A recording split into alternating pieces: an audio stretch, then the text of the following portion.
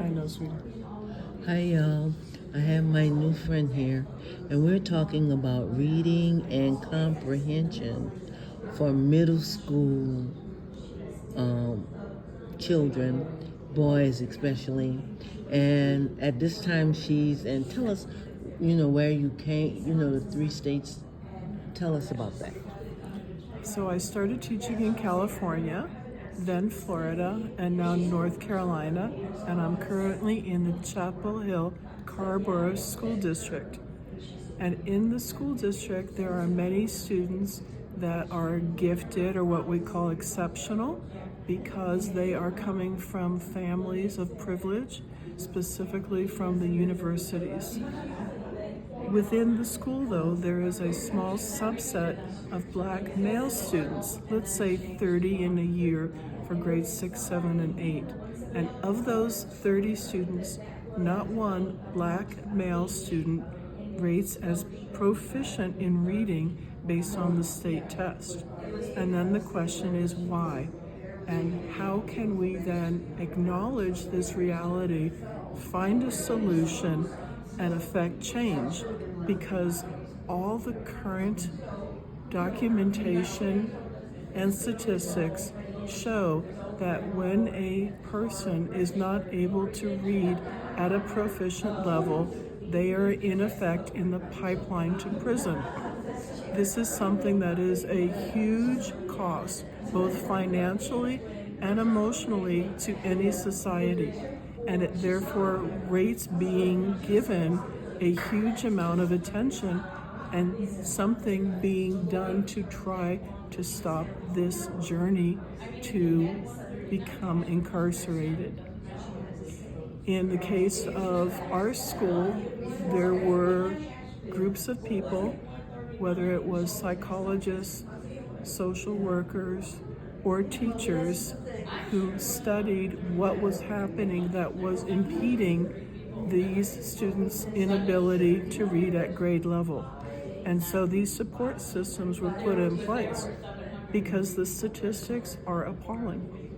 It merits everyone's attention, even if it's such a small subset of the entire school population, because the cost is too great to simply pass on these students to the next grade level, which is what has been unfortunately done. It cannot continue. It must stop. And yet, the question is, how do you impact change for a small subset? And you were explaining to me early um, the program that you have for your children that brought the children that you taught, that brought them up to levels. Could you tell us about this? Because Yes. I think if more parents and schools knew about it, Yes. we can spread this about. So I basically provide accommodations to every student in my room, whether they legally are entitled to them or not. So the two ways that students are given accommodations are what's called a 504 or an IEP. And almost every 504 IEP includes additional time. So I give every student additional time, whether it's an assignment or a test. And then when they do it, I give them feedback so that they can improve it.